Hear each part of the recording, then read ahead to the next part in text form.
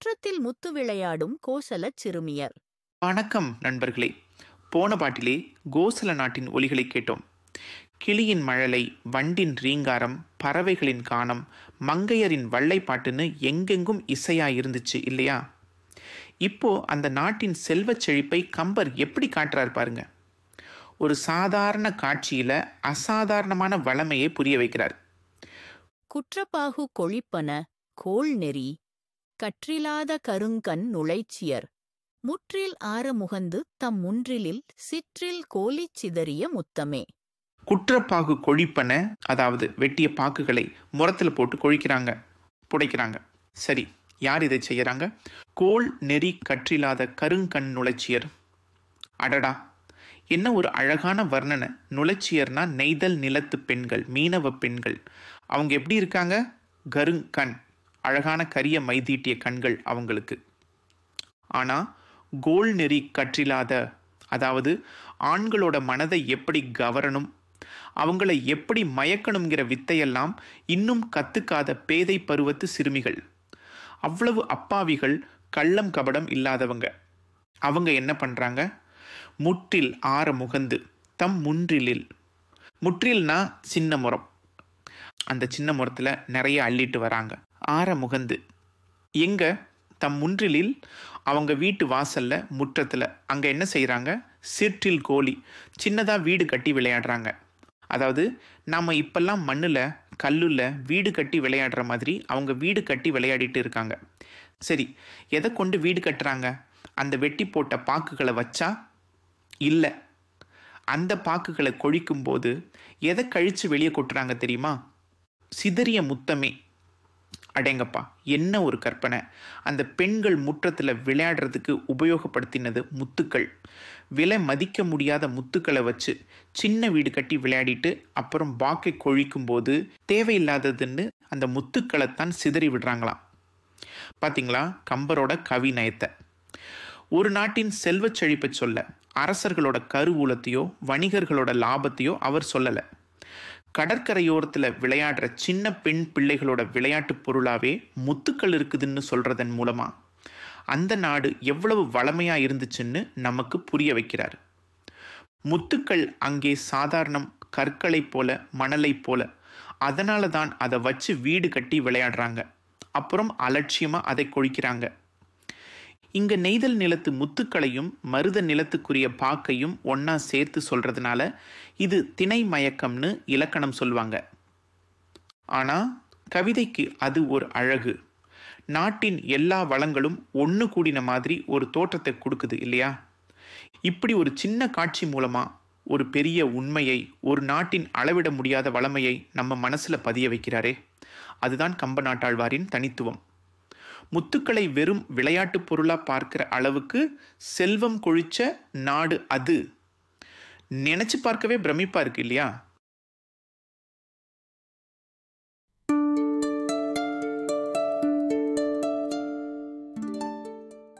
கோசல நாட்டு ஆட்டுக்கிடாக்களின் மோதல் சத்தம் மேகங்களின் மின்னல் ஒலிக்கு இணையானது.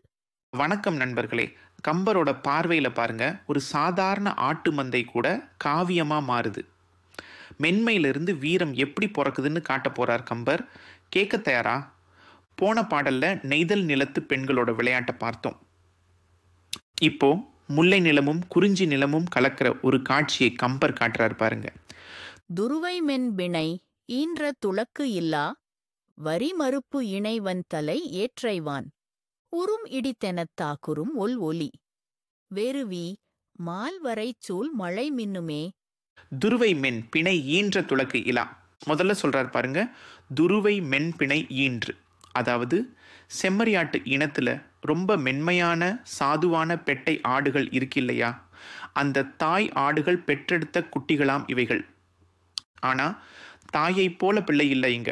அந்த ஆட்டுக்கடாக்கள் எப்படி இருக்குதாம்?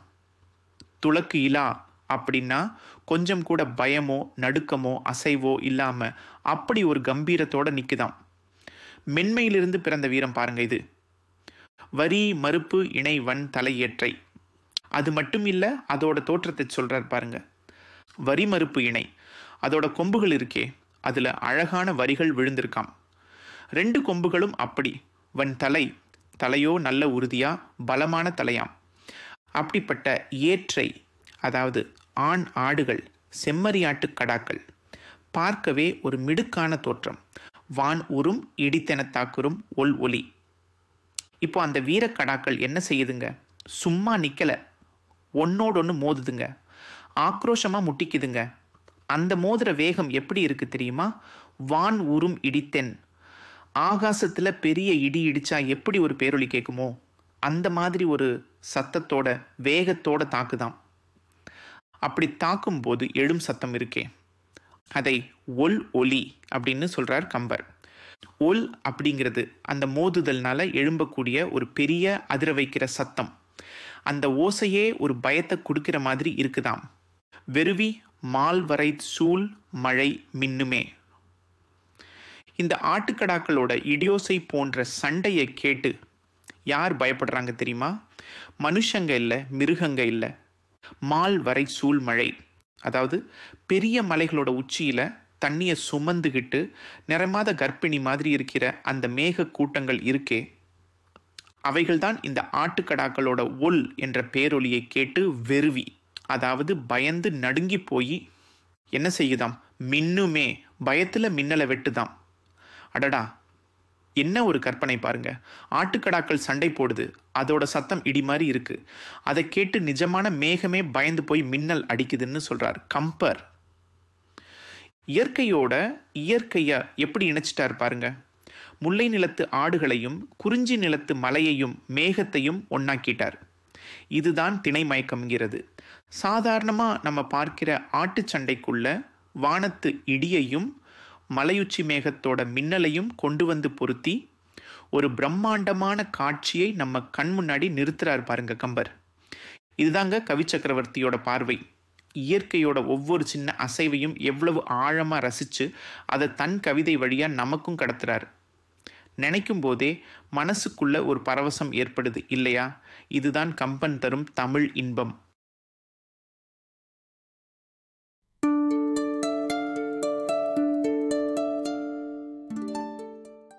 கோசல நாட்டு மல்லர்களின் வீரமும் யானை வேட்டையின் பேரொலியும். வணக்கம் நண்பர்களே. போன பாட்டில் செம்மறியாட்டு கடாக்கள் சண்டை போட மேகமே பயந்து மின்னுச்சுன்னு பார்த்தோம் இல்லையா? இப்போ கோசல நாட்டின் மலைச்சாரல்ல இன்னொரு காட்சியை கம்பர் காட்டுறார் பாருங்க. அடர்ந்த காட்டுக்குள்ள மலைவாழ் மக்களின் வாழ்க்கை எப்படி இயற்கையோட பின்னி பிணைஞ்சிருக்குன்னு பார்க்க போறோம்.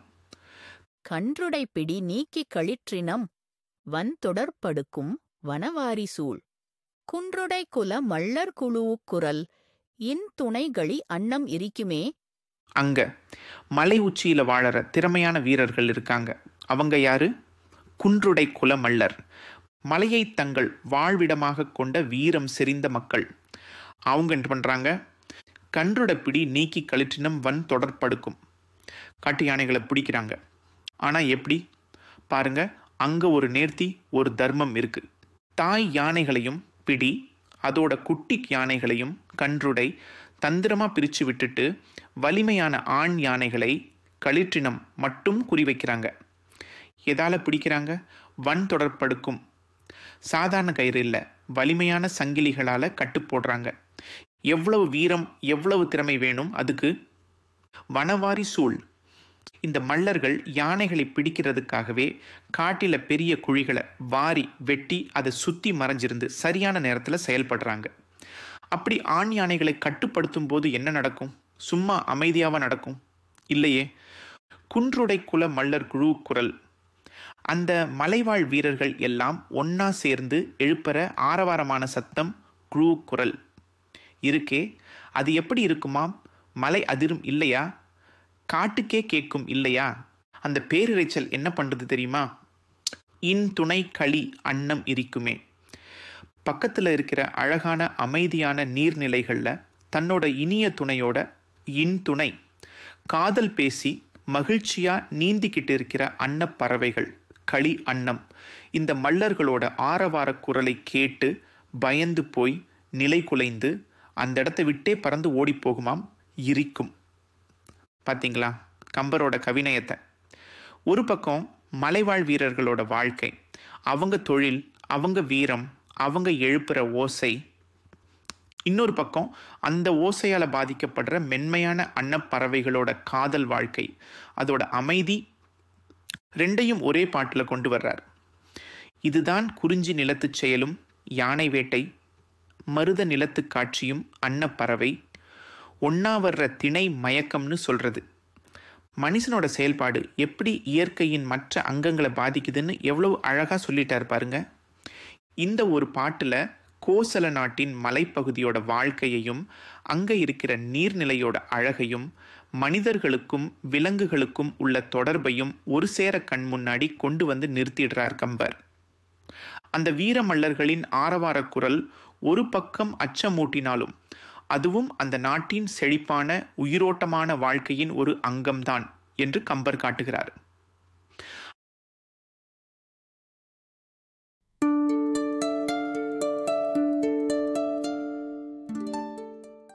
கோச்சல நாட்டின் அபரிமிதமான இயற்கை வளத்தையும் செல்வ செழிப்பையும் கம்பர் போற்றும் கவிநயம். வணக்கம் அன்பு நெஞ்சங்களே. போன பாட்டில் யானைகளை பிடிக்கிற வேடுவர்களோட ஆரவாரத்தால் அன்பான தன்னோட துணையோடு இருந்த அன்னப்பறவைகள் எல்லாம் பயந்து ஓடி போச்சுன்னு பார்த்தோம் இல்லையா? அடடா, அந்த அழகான அன்னங்களுக்கு எங்கே தான் அமைதி கிடைக்கும்னு நாம் யோசிக்கிறதுக்குள்ள கம்பர் அடுத்த பாட்டில் கோசல நாட்டின் வேறொரு முகத்தை காட்டுறார் பாருங்க. இது வெறும் நாடு இல்லை, இது ஒரு பொக்கிஷ பூமிங்கிறத எப்படி சொல்றார் கேளுங்க. வள்ளி கொள்பவர் கொள்வன மாமணி, துள்ளி கொள்வன துங்கிய மாங்கனி, புள்ளி கொள்வன பொன்விரி புன்னைகள், பள்ளி கொள்வன பங்கயத்து அன்னமே. வள்ளி கொள்பவர் கொள்வன மாமணி, அதாவது அந்த நாட்டில் மக்கள் வள்ளிக்கிழங்கு தோன்றதுக்காக நிலத்தை தோன்றாங்க. ஆனால் அவங்களுக்கு என்ன கிடைக்குது தெரியுமா? வள்ளிக்கிழங்கு மட்டும் இல்லை, அதுக்குள்ள விலை மதிக்க முடியாத மாணிக்க கற்களும் கிடைக்குதாம். பார்த்தீங்களா அந்த மண்ணோட வளத்தை?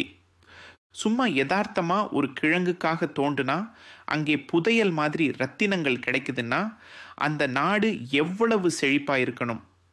இதுதான் கோசல நாட்டின் இயல்பு என்கிறார் கம்பர். எதிர்பாராத செல்வம் எளிதாக கிடைக்கும் பூமி அது. துள்ளி கொள்வன துங்கிய மாங்கனி.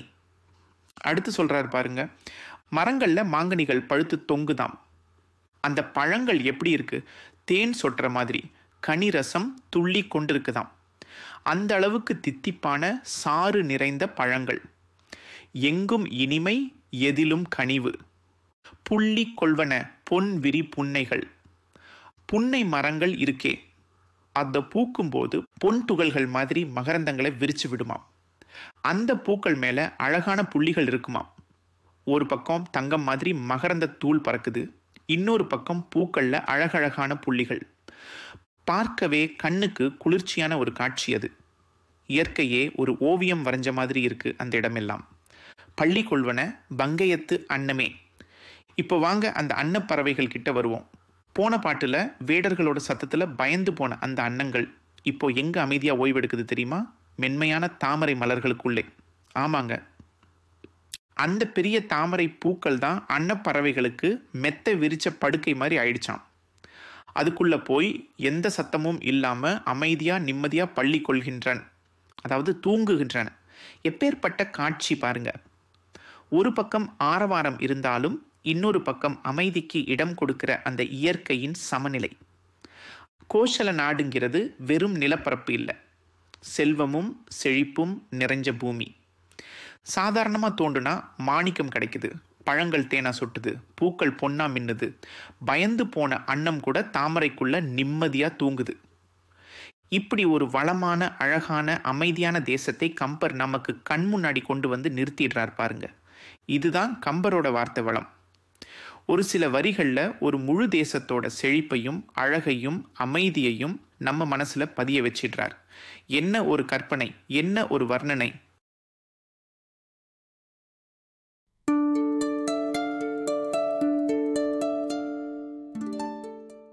கோச்சல நாட்டின் இசை வளத்தையும் மக்களின் வாழ்வியலையும் போற்றும் கம்பரின் பாடல். வாங்க நண்பர்களே, போன பாட்டில் சரையூ பாயிர கோசல நாட்டோட செல்வ செழிப்பை கண்ணுக்கு குளிர்ச்சியாக பார்த்தோம் இல்லையா? வள்ளிக்கிழங்கு தோண்டுனா மாணிக்கம் கிடைக்குதாம், மாங்கனி தேனா சொட்டுதாம், அன்னம் தாமரையில் உறங்குதாம். இப்போ அந்த அழகான நாட்டுல காதுக்கு என்ன இன்பம் கிடைக்குதுன்னு கம்பர் சொல்றத கேளுங்க. வெறும் காட்சி மட்டும் இல்ல, ஓசைகளையும் நம்ம மனசுல அப்படியே ஒலிக்க வைக்கிறார் கம்பர். கொன்றை வேங்குழல் கோவலர் முன்றிலில் கன்று உறக்கும் குரவை கடைசியர் புந்தலை புனம் காப்புடை பொங்கரில் சென்று இசைக்கும் நுழைச்சியர் செவ்வழி.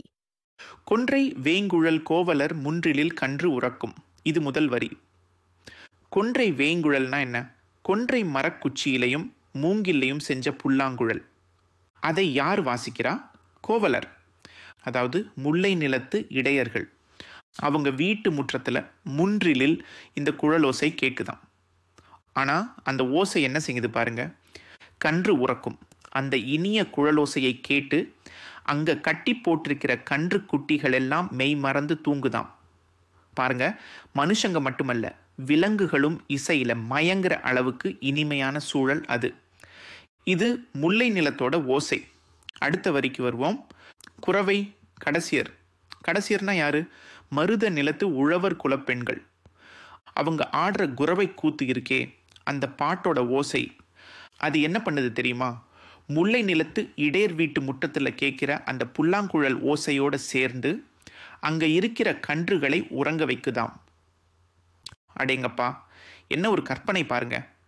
மருத நிலத்து பெண்களோட குரவை பாட்டு காத்துல மிதந்து வந்து முல்லை நிலத்து குழலோசை கூட சேர்ந்து கன்றுகளை தாளாட்டுது.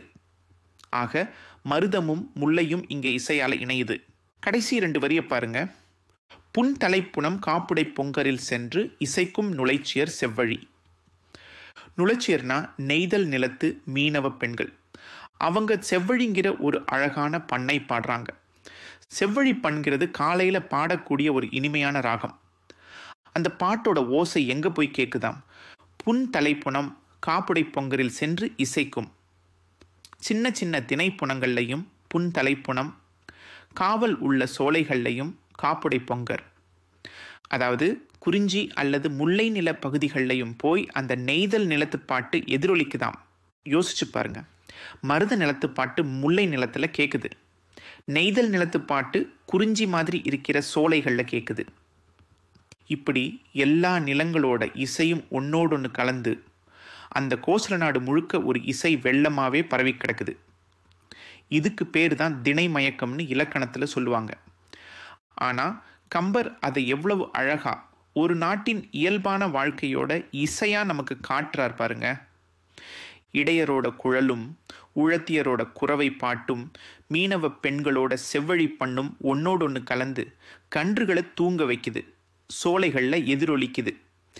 என்ன ஒரு அற்புதமான அமைதியான இசை நிறைந்த நாடு அது.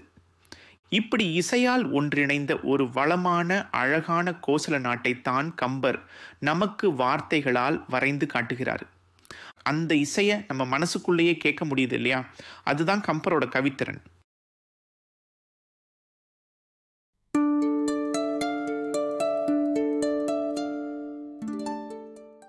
கோச்சல நாட்டின் மலைகளிலிருந்து ஆரெனப்பாயும் தேனின் வளம். வணக்கம் நண்பர்களே. போன பாடல்ல கம்பர் கோசல் நாட்டில் முல்லை, மருதம், நெய்தல் நிலங்களோட இசையெல்லாம் எப்படி ஒன்னோடொன்று கலந்து ஒலிக்குதுன்னு பார்த்தோம் இல்லையா? அந்த வளமையோட தொடர்ச்சியை இன்னும் ஒருபடி மேலே போய் ஒரு அற்புதமான கற்பனையோட சொல்றாரு பாருங்க இந்த கவிதையில. சேம்பு கால் புறச் செங்கழு நீர் குளத் தூம்பு கால சுரிவளை மேய்வன காம்பு கால் புற கண் அகல் மால்வரை பாம்பு நான்றெனப்பாய் பசுந்து தேரலே. முதல்ல கடைசி 2 வரியை பார்ப்போம். காம்பு கால் போற கண் அகல் மால் வரை. காம்புன்னா மூங்கில் புதர், கால் போற அப்படின்னா காற்று வந்து மோதுவதால். எங்க?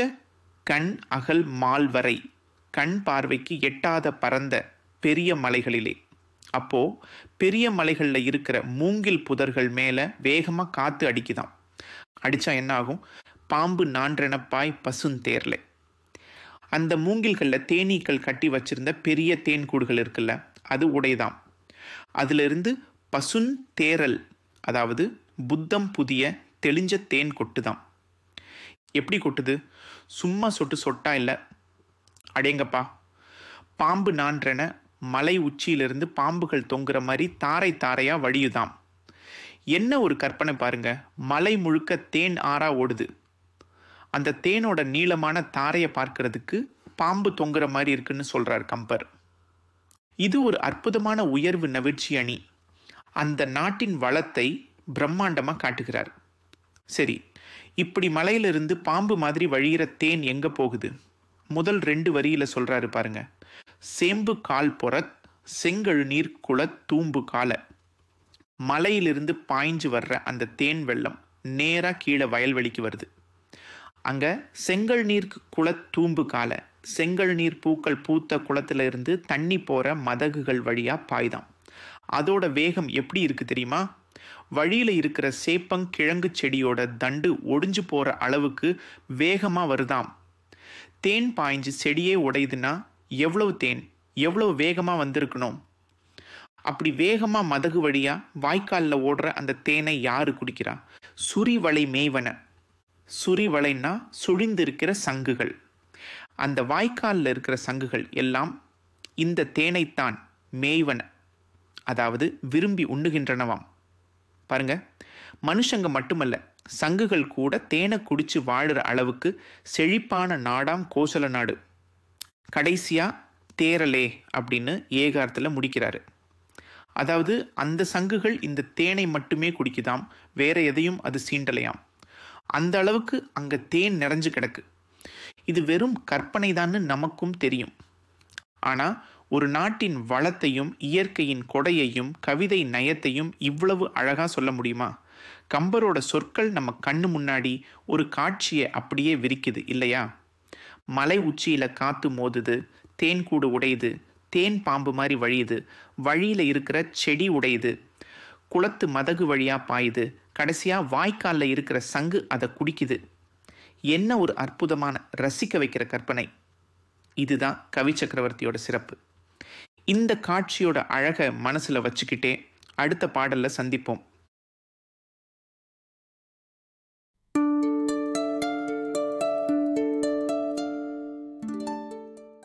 கோசல நாட்டு பெண்டிர் கல்விச் செல்வம் கொண்டு விருந்தோம்பிய சிறப்பு. அன்பர்களே வணக்கம். போன பாடல்ல கோசல நாட்டின் செழிப்பை, அங்கே தேனைமலையிலிருந்து வழிஞ்சு ஓடி வாய்க்கால்களில் இருக்கிற சங்குகள் அதை குடிக்கிற அளவுக்கு வளம் கொழிக்குதுன்னு பார்த்தோம் இல்லையா? அப்படிப்பட்ட செல்வச் செழிப்புள்ள நாட்டில் வாழ்கிற மக்கள் எப்படி இருப்பாங்க?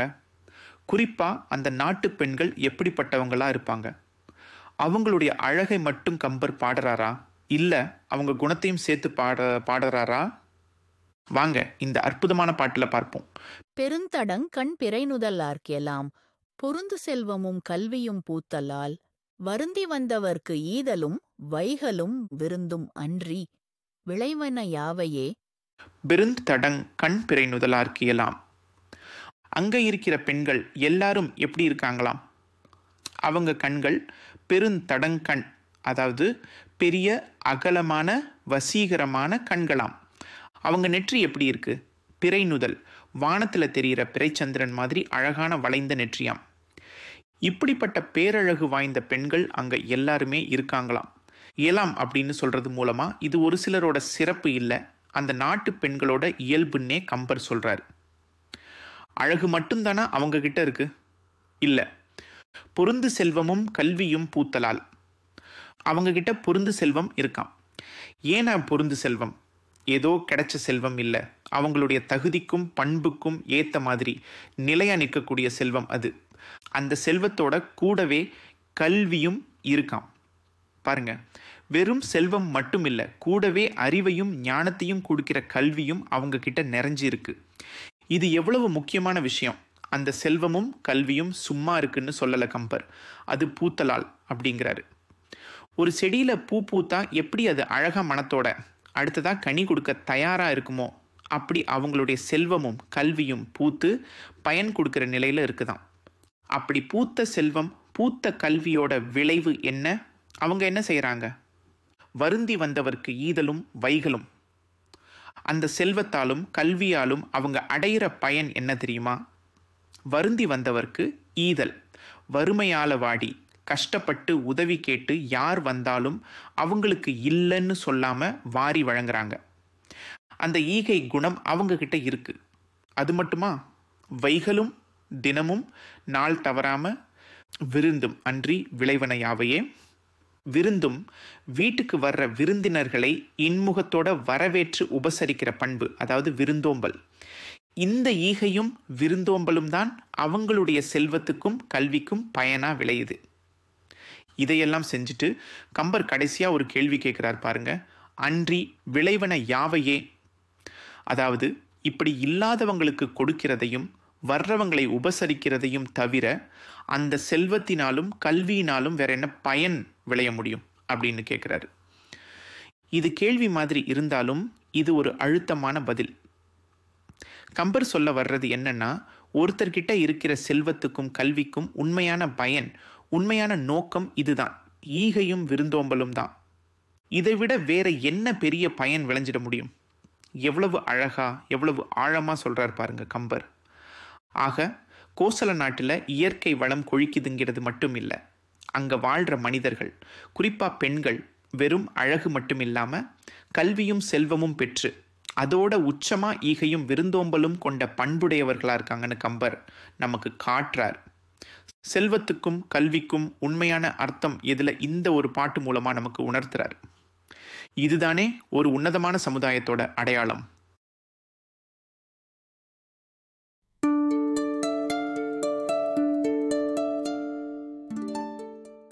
கோசல நாட்டின் அன்னசத்திரங்களில் உணவு பெருக்கமும் விருந்தோம்பல் சிறப்பும். வணக்கம் நண்பர்களே. சென்ற பாடல்ல அந்த நாட்டு மக்கள் எப்படி செல்வத்தோடும் கல்வியோடும் சிறந்து விளங்கி தான தர்மங்கள் செஞ்சாங்க, விருந்தோம்பினாங்கன்னு பார்த்தோம் இல்லையா? அந்த விருந்தோம்பல் வெறும் வாய் வார்த்தையில் இல்லை, அது எப்படி செயலில் வெளிப்படுதுன்னு பாருங்க. அந்த நாட்டின் அன்ன சத்திரங்களுக்குள்ள, அந்த உணவு சாலைகளுக்குள்ள கம்பர் நம்மளை கூட்டிட்டு போறார் பாருங்க. பிறைமுகத்தலை, பெட்பின், இரும்பு போல், குறைநரை கரி குப்பை, பருப்பொடு, நிறைவெண்முத்தின் நிறத்து அரிசி குவை, உறைவ கொட்பின் ஊட்டிடம் தோரெலாம். பிறைமுகத்தலை, பெட்பின், இரும்பு போல், குறைநரை கரி குப்பை. முதல்ல அவர் காட்டுற காட்சி என்ன தெரியுமா? பிறைச்சந்திரன் போல வளைந்த அரிவாள்மனை. பிறைமுகத்தலை இரும்பு. பெட்பின்னா விருப்பத்தோட, அதை கொண்டு ரொம்ப விருப்பத்தோட மன நிறைவோடு காய்கறிகளை வெட்டுறாங்களாம். எப்படி வெட்டுறாங்க? போல், குறை. போல்னா பிளந்து, குறைனா துண்டு துண்டாக்கி. அப்படி வெட்டப்பட்ட காய்கறிகள் எப்படி இருக்கு? நரைக்கறி குப்பை, நல்ல மனம் வீசக்கூடிய காய்கறிகள் மலை போல குவிஞ்சு கிடக்குதாம். குப்பைனா குவியல், சாதாரணமாக இல்லை, குவியல் குவியலாக கிடக்குதாம். எவ்வளவு பெரிய பந்திக்கு ஏற்பாடு நடக்குதுன்னு இந்த ஒரு வரியிலேயே கம்பர் காட்டிடுறார். பருப்பொடு, நிறை வெண்முத்தின் நிறத்து அரிசி குவை. காய்கறி மட்டும்தானா? பருப்பொடு, விதவிதமான பருப்பு வகைகளும் குவிந்து கிடக்கு. அப்புறம் அரிசி. அந்த அரிசியை பற்றி கம்பர் எப்படி வர்ணிக்கிறார் பாருங்க. நிறை வெண்முத்தின் நிறத்து அரிசி குவை. வெள்ளை வெளிர்னு முத்துக்களை கொட்டி வச்சா எப்படி இருக்குமோ அப்படிப்பட்ட உயர்தரமான அரிசி மலை போல குவிஞ்சு கிடக்குதாம். குவைனா குவியல், அந்த தானியத்தோட தரம், அதோட அளவு. அடடா, நாட்டோட வளத்தையும் கொடுக்கிற மனசோட பெருசையும் காட்டுது இல்லையா? உறைவ கொட்பின் ஊட்டிடம் தோரெலாம். சரி, இந்த காய்கறி குவியலும் பருப்பு குவியலும் அரிசி குவியலும் எங்க இருக்குது? ஊட்டிடம் தோறலாம்.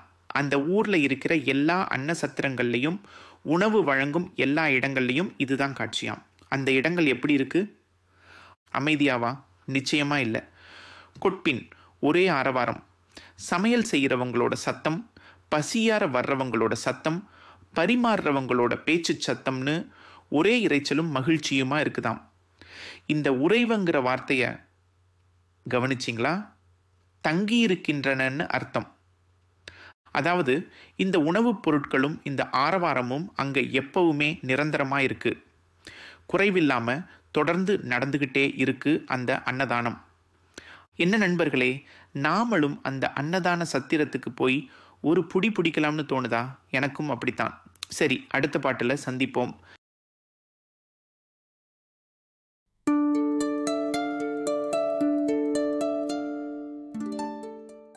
கோசல நாட்டின் அனைத்து வளங்களையும் அந்நாட்டு மக்களின் ஒழுக்கச் சிறப்பையும் எடுத்துரைக்கும் கம்பரின் கவிநயம். போன பாடல்ல அந்த கோசல நாட்டில் இருந்த அன்ன சத்திரங்கள் எல்லாம் எப்படி உணவுப் பொருட்களாலும் காய்கறி குவியல்களாலும் முத்து முத்தா அரிசியாலையும் நிறைஞ்சு வழிஞ்சது, அங்கே எப்பேற்பட்ட ஆரவாரம் இருந்ததுன்னு பார்த்தோம் இல்லையா? அப்படியெல்லாம் வாரி வழங்குற அளவுக்கு அந்த நாட்டுக்கு எங்கிருந்து செல்வம் வந்தது, என்னென்ன வழிகளில் அந்த நாடு செழிப்பாக இருந்தது, அது சொல்கிறது மட்டும் இல்லாமல் அந்த செழிப்பை விட மேலான ஒன்று இருக்குன்னு கம்பர் காட்டுற ஒரு அற்புதமான பாடல் இது. வாங்க கேட்போம். கலம் சுரக்கும் நிதியம் கணக்கு இலா நிலம் சுரக்கும் நிறைவளம் நல்மணி பிலம் சுரக்கும் பெறுதற்கு அரியத்தம் குலம் சுரக்கும் ஒழுக்கம் குடிக்கியலாம். முதல்ல கம்பர் சொல்றாரு கலம் சுரக்கும் நிதியம் அப்படின்னு. கலம்னா என்ன? கப்பல். நிதியம்னா செல்வம், பொக்கிஷம். அப்படின்னா அந்த காலத்திலேயே கோசல நாட்டுக்கு கடல் வாணிபம் மூலமா கப்பல்கள் வழியா பெரும் செல்வம் வந்து குவிஞ்சுகிட்டே இருந்திருக்கு. கம்பர் சாதாரணமா கலம் தரும் நிதியம்னு சொல்லல, கலம் சுரக்கும் நிதியம் என்கிறார். சுரக்கும்னா என்ன? ஊற்று மாதிரி இடையறாமல் தொடர்ந்து வந்து கொண்டே இருப்பது. அப்போ அந்த நாட்டுக்கு கப்பல்கள் வழியா செல்வம் ஒரு தடவை 2 தடவை இல்லை, விடாம வந்துட்டே இருந்திருக்கு. பாருங்க, ஒரு சொல்லுல எவ்வளவு ஆழம். கணக்கு இலா நிலம் சுரக்கும் நிறைவளம். அடுத்து சொல்றாரு, சரி கப்பல் வாணிபம் மட்டும்தானா? இல்லவே இல்லை. ஒரு நாட்டின் முதுகெலும்பு எது? நிலம் தானே. அந்த நிலம் எப்படி இருக்கு? கணக்கு இலா நிலம், எண்ணி பார்க்க முடியாத அளவுக்கு பறந்து விரிந்த விளைநிலங்கள். அந்த நிலம் என்ன கொடுக்குது? நிறைவளம் சுரக்கும் என்கிறார். வெறும் வளம் இல்லை, நிறைவளம். அதாவது குறைவே இல்லாத பூரணமான எல்லா விதமான செழிப்பையும் அந்த பூமி கொடுக்குதாம். இங்கேயும் அந்த சுரக்கும்ன்ற வார்த்தையை கம்பர் விடலை பாருங்க. நேத்து விளைஞ்சது இன்னைக்கு விளையுது, நாளைக்கும் விளைஞ்சிக்கிட்டே இருக்கும். அந்த மண்ணோட மகிமை அப்படி. அந்த வளம் இடையறாமல் அந்த மக்களுக்கு கிடைக்குது. நல்மணிப்பிலம் சுரக்கும். கடல் வழியா செல்வம், நிலம் வழியா விளைச்சல், பூமிக்கு அடியிலையும் அந்த நாட்டுக்கு வளம் கொட்டுதாம். பிலம் நா குகை, அதாவது சுரங்கம். அந்த சுரங்கங்கள் என்ன தருது? நல்மணி சுரக்கும். சாதாரண கற்கள் இல்லை, நல்ல உயர்ந்த ஜாதி இரத்தின கற்கள், மணிகள் எல்லாம் சுரங்கங்கள் வழியா கிடைக்குதாம். இங்கேயும் கம்பர் சுரக்கும்னு சொல்றார். அப்போ அந்த விலை உயர்ந்த மணிகளும் தொடர்ந்து கிடைச்சிக்கிட்டே இருக்கு. பார்த்தீங்களா கம்பர் எப்படி அடுக்கிறார்னு? கடல், நிலம், பூமிக்கு அடி, இப்படி எல்லா வழிகள்லையும் கோசல நாட்டுக்கு செல்வம் பெருகி வருது. அதுவும் எப்படி? இடையறாம ஊற்று மாதிரி சுரந்துக்கிட்டே இருக்கு. எவ்வளவு பெரிய செழிப்பு! என்ன ஒரு வர்ணனை! பெறுதற்கு அரியத்தம் குலம் சுரக்கும் ஒழுக்கம் குடிக்கலாம். இப்போ கம்பர் ஒரு முக்கியமான விஷயத்துக்கு வர்றாரு. இவ்வளவு செல்வம் இருக்கு, சந்தோஷம். ஆனா ஒரு நாடு பெருமையா இருக்கிறதுக்கு இது மட்டும் போதுமா? பணம், பொருள், விளைச்சல், இரத்தின கற்கள், இது எல்லாத்தையும் விட மேலான ஒரு விஷயம் அந்த நாட்டில் இருக்கு. அது என்ன? அதுதான் ஒழுக்கம், நன்னடத்தை, நற்பண்பு. சரி, அந்த ஒழுக்கம் எங்கிருந்து வருது? சும்மா வந்துடுமா? இல்லை, அது அவங்களுடைய குலம்ல இருந்து வருது என்கிறார். அதுவும் சாதாரண குலம் இல்லை, பெறுதற்கு அரியத்தம் குலம். அதாவது ரொம்ப உயர்ந்த புண்ணியம் செஞ்சா மட்டுமே அடையக்கூடிய மேன்மையான குடிப்பிறப்பு. அந்த நற்குடியில பிறந்ததால அந்த குலமே அவங்களுக்கு எதை சுரந்து கொடுக்குது? செல்வத்தையா? இல்லவே இல்லை, அது ஒழுக்கத்தை சுரந்து கொடுக்குதான். யாருக்கு? இங்கே ஒருத்தருக்கா, 2 பேருக்கா? இல்லை, குடிக்கலாம். அந்த கோசல நாட்டில் வாழும் அத்தனை குடிமக்களுக்கும் அவங்களுடைய உயர்ந்த குடிப்பிறப்பு வற்றாத ஊற்றை போல ஒழுக்கத்தை வழங்கி கொண்டே இருக்கு என்கிறார் கம்பர். இங்கே பாருங்க, மறுபடியும் அந்த சுரக்கும் என்ற சொல் எப்படி கப்பல் செல்வத்தை சுரக்குதோ, நிலம் வளத்தை சுரக்குதோ, சுரங்கம் மணியை சுரக்குதோ, அதே போல அவங்களுடைய குலம் ஒழுக்கத்தை சுரக்குதாம்.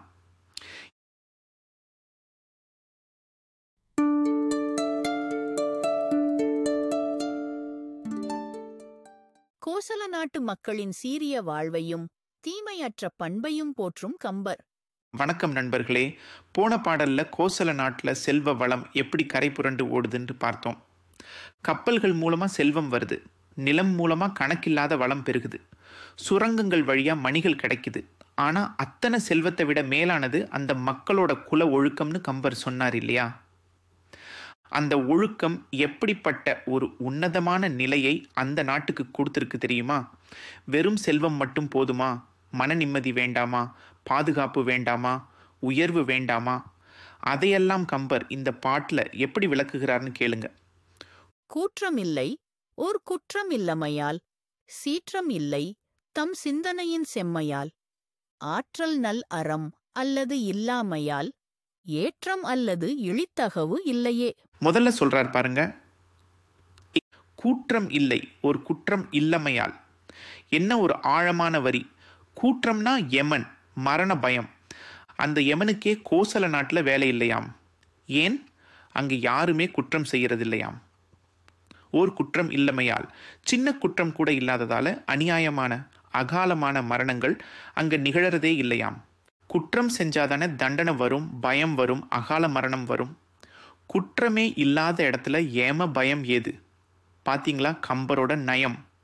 குற்றமற்ற வாழ்வு மரண பயத்தையே நீக்கிடுதுன்னு சொல்றாரு. அடுத்து, சீற்றமில்லை தம் சிந்தனையின் செம்மையால், கோபமே இல்லையாம் அந்த நாட்டில்.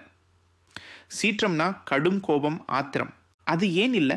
ஏன்னா அவங்களுடைய சிந்தனையின் செம்மையால். அவங்க மனசு அவ்வளவு தூய்மையா, நேர்மையா, செம்மையா இருக்காம். எண்ணங்களில் களங்கம் இல்லை, வஞ்சனை இல்லை, பொறாமை இல்லை. இப்படிப்பட்ட மனசுல கோபத்துக்கு எங்க இடம்? உள்ளம் தூய்மையா இருந்தா வெளியில கோபம் எப்படி வரும்? ஆக மன அமைதிக்கு அடிப்படை சிந்தனை செம்மைதான்னு கம்பர் எவ்வளவு அழகா சொல்றார் பாருங்க. 3வது வரி, ஆற்றல் நல் அறம் அல்லது இல்லாமையால், இன்னும் ஒரு படி மேலே போறார் கம்பர். அவங்க கிட்ட இருக்கிற ஒரே ஆற்றல், ஒரே சக்தி, அவங்க பயன்படுத்துகிற ஒரே செயல் எது தெரியுமா? நல் அறம் தானாம். நல்ல தர்ம காரியங்களை செய்யறது மட்டும்தான் அவங்களுடைய செயலாக இருக்குமாம். அதை தவிர வேற எந்த தீய செயலுக்கோ வீண் வேலைக்கோ அவங்க சக்தியை பயன்படுத்துறதே இல்லையாம். அவங்க வாழ்க்கை முழுவதுமே புண்ணியம்தான், தர்மம் தான். அவங்க ஆற்றல் முழுக்க முழுக்க அறவழியில் மட்டுமே செலவழிக்கப்படுதான். அதனால கடைசியா என்ன முடிவுரை சொல்றார் கம்பர்? ஏற்றம் அல்லது இழித்தகவு இல்லையே. இப்படி குற்றம் இல்லாம, கோபம் இல்லாம, அறத்தையே செயலா செய்கிற மக்கள் வாழ்ற நாட்டில் எப்போதுமே ஏற்றம் மட்டும்தானாம்.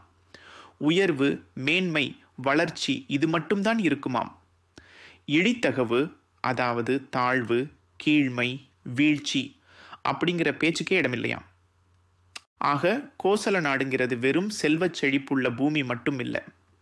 அது அறம் தழைச்ச பூமி, அமைதி பூத்த பூமி, மனித நேயம் மலர்ந்த பூமி, மேன்மை மட்டுமே நிறைந்த பூமி. கம்பர் வெறும் வர்ணனையை மட்டும் செய்யலைங்க.